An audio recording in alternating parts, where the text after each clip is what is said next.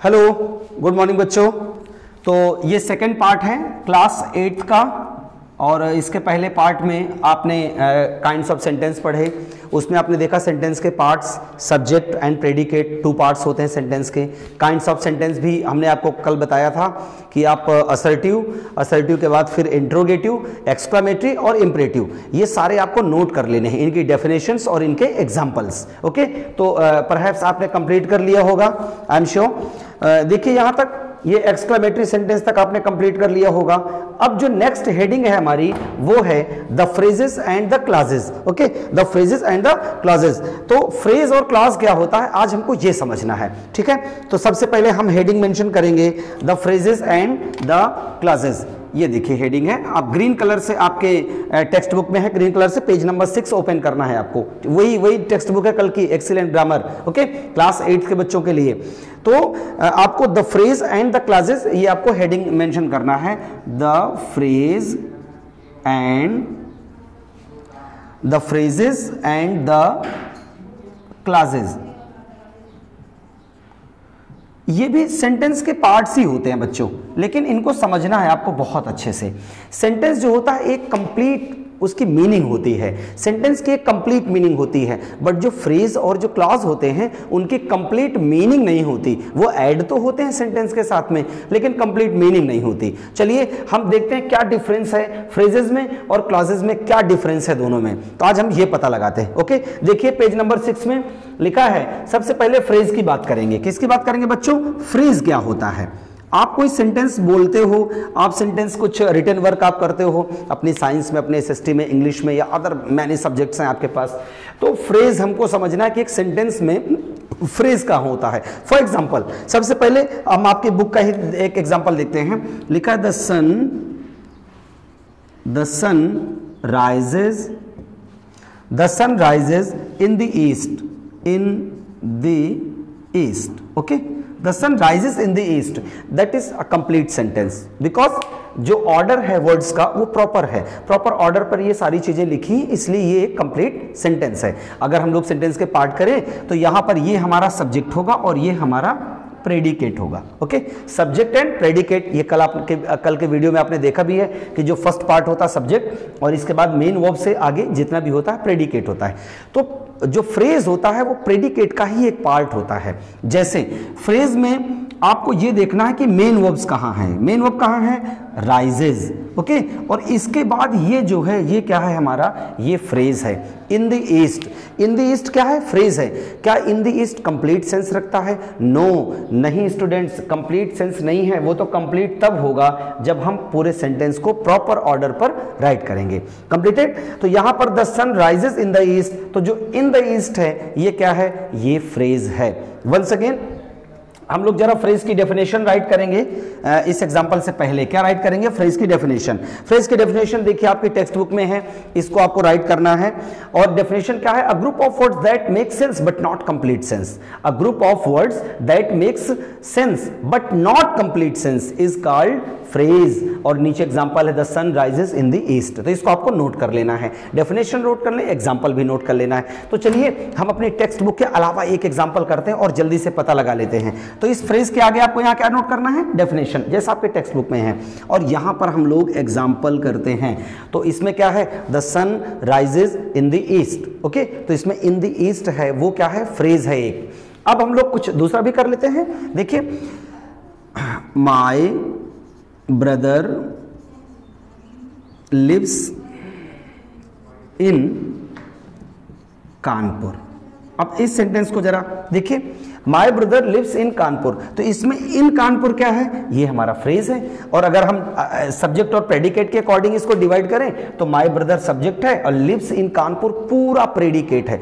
मतलब ये हुआ कि जो फ्रेज होता है वो भी प्रेडिकेट का एक पार्ट ही होता है। समझ आ रहा बच्चों? Very good. तो my brother lives in Kanpur, वहां आपने देखा इन द ईस्ट, वो हमारा फ्रेज था, यहां पर इन कानपुर फ्रेज है। कंप्लीटेड। वंस अगेन तो फ्रेज आपको समझ में आ गया होगा। फ्रेज क्या होता है, ना तो वो सब्जेक्ट होता है, सेंटेंस के जो पार्ट्स होते हैं उसमें सब्जेक्ट को हम फ्रेज नहीं कह सकते, हम मेन वर्ब या हेल्पिंग वर्ब को फ्रेज नहीं कह सकते, इसके बाद जो आता है वो फ्रेज होता है। तो फ्रेज किसका पार्ट होता है, प्रेडिकेट का ही एक पार्ट होता है। अब हम लोग समझते हैं क्लॉज क्या होता है। देखिए इसमें नेक्स्ट हेडिंग जो है वो क्लॉज है। अब क्लाउज की डेफिनेशन देखिए क्या लिखी है, जरा रीड तो कीजिए हमारे साथ, टेक्स्ट बुक रेडी रखिए अपनी। A group of words which forms a part of a larger sentence and contains a subject and a predicate is called a clause. A group of words which forms a part of a larger sentence, एक बड़े sentence का एक part होता है कौन, clause, और उसमें भी सब्जेक्ट होता है, उसमें भी प्रेडिकेट होता है, मींस कि सब्जेक्ट भी होगा, कोई मेन वर्ब भी होगी, वो होता है हमारा क्लॉज। लेकिन उसे आप अकेले अगर सोचें तो वो भी कंप्लीट सेंस नहीं रखता। वो कंप्लीट कब होगा, जब वो हमारे मेन सेंटेंस से अटैच हो जाएगा। तो जरा देखिए, तो इसका आपने लिख लिया, क्लॉज का डेफिनेशन लिख लेंगे और एग्जाम्पल। यहां पर एक एग्जाम्पल है और बहुत अच्छा एग्जाम्पल है, एक प्रोवर्ब भी है, कहावत भी है जैसा हम लोग बोलते हैं, उसका एग्जाम्पल आप लोग देखिए। लिखा है God helps those, God helps those who help themselves, who help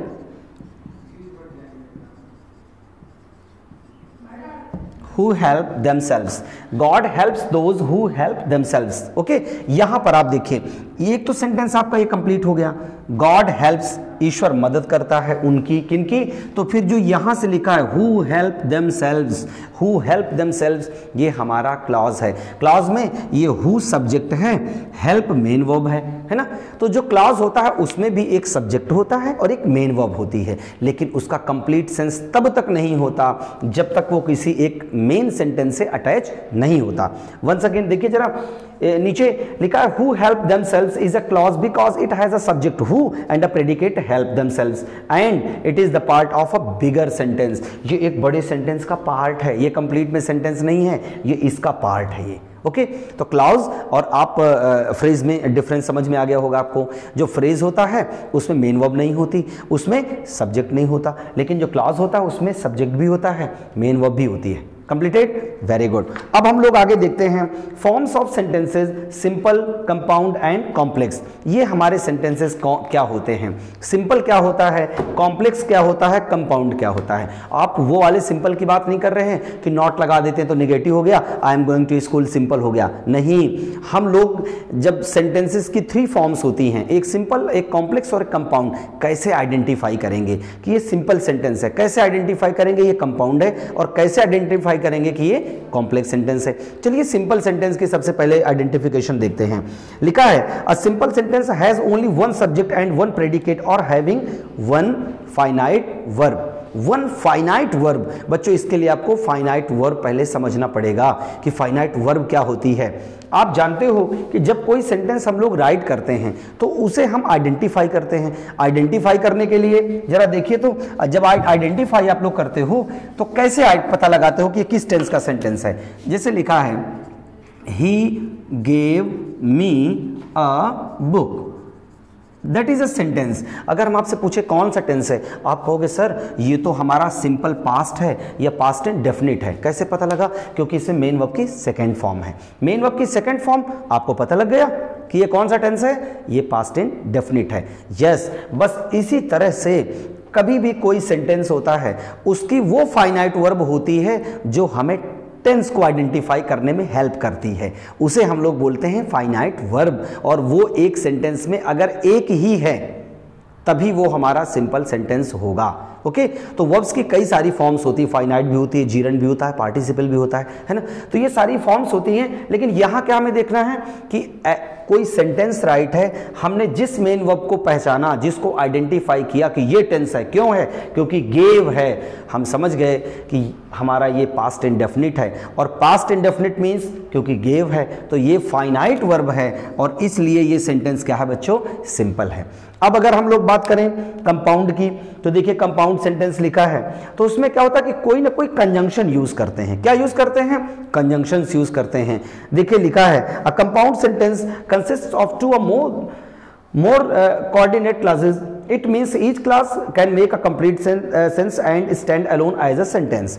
जब कंपाउंड सेंटेंस की बात करते हैं तो कंपाउंड सेंटेंस में कंजंक्शन ऐड कर देता है दो सेंटेंसेस को, टू सेंटेंसेस को, ये मोर देन टू सेंटेंसेस को भी ऐड कर सकता है। दोनों जो सेंटेंसेस होंगे वो कंप्लीट मीन्स रखते होंगे, कंप्लीट सेंस रखते होंगे, तो वो होता है कंपाउंड सेंटेंस। कंप्लीटेड, जैसे देखिए एग्जांपल लिखा है God made the man and man made the country. तो अगर एंड से हम लोग दोनों सेंटेंसेस अलग अलग कर दें तो क्या होगा, दोनों सेंटेंस अपने आप में कंप्लीट है। ये सारा कुछ आपको नोट करना है, इनकी डेफिनेशंस और इनके एग्जांपल्स, और फिर आपको बताना है कि ये किस काइंड्स का सेंटेंस है। तो एंड से पहले आपने देखा गॉड मेड मैन, ईश्वर ने क्या, मनुष्य बनाया, एंड मैन मेड कंट्री, और लोगों ने क्या बनाया, मनुष्य ने क्या बनाया, देश बनाया। तो फिर वहां पर एंड से दो सेंटेंसेस हमारे अटैच हैं और वो दोनों सेंटेंसेस अपने आप में परफेक्ट सेंटेंस मतलब कंप्लीट सेंस रखते हैं, तो फिर वो कंपाउंड सेंटेंस हो गया।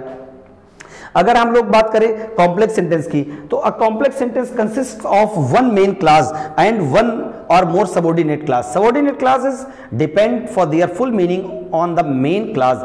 Duty requires that we should help others. He said that he would go immediately.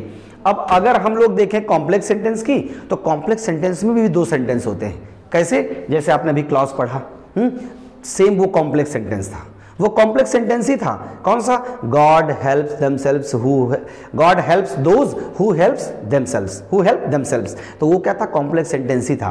क्योंकि कॉम्प्लेक्स सेंटेंस में जो कोऑर्डिनेट जो हमारा क्लास होता है, कोऑर्डिनेट कौन सा होता है, जो सपोर्ट करता है किसी को, और एक होता प्रिंसिपल क्लास, प्रिंसिपल कौन होता है, जो मेन होता है। तो ये तीनों तरह के आपको और अच्छे से डिटेल्ड में आपको पढ़ना है। अब इसके बाद हेडिंग आपकी आती है coordinate classes and subordinate classes, subject and object. तो ये हेडिंग्स हम आपको कल के वीडियो में कराएंगे। अभी आपके सेकंड वीडियो भी हो गया आपका। अब इसके पहले आपने काइंड्स ऑफ सेंटेंस पढ़े, यहां पर आपने क्या पढ़ा, forms of sentences, simple, compound and complex. तो आपको यहां तक कॉम्प्लेक्स सेंटेंस तक डेफिनेशन और कॉम्प्लेक्स सेंटेंस की जो डेफिनेशन के साथ जो उसके एग्जांपल्स हैं ये आपको कंप्लीट कर लेने हैं। ओके बच्चों, तो जरूर आपको वीडियो अच्छा लगेगा और इसको आपको फेयर कॉपी में नोट करना है, इसे आपको लर्न भी करना है, क्योंकि विजिट होगा फिर हमारा। जब हम आपके यहाँ विजिट करेंगे तो हम आपसे पूछेंगे भी, आपकी नोटबुक चेक भी करेंगे। और अगर अभी तक आपके कोई फ्रेंड सर्किल का है, किसी ने बुक्स नहीं लिया, पढ़ाई नहीं कर रहा कोई, तो फिर आप उसको बताओ कि नहीं पढ़ाई करो। और मंडे मीन्स कल से आपको अभिषेक सर मैथ के भी वीडियो आपके अपलोड होंगे, साइंस के भी अपलोड होंगे, तो फिर आपको और अच्छे से पढ़ाई करनी है। ओके, तो फिर आज के वीडियो में इतना ही, और आप लोगों को क्या करना है कि कल फिर आपके नए वीडियो अपलोड किए जाएंगे। Thanks for watching.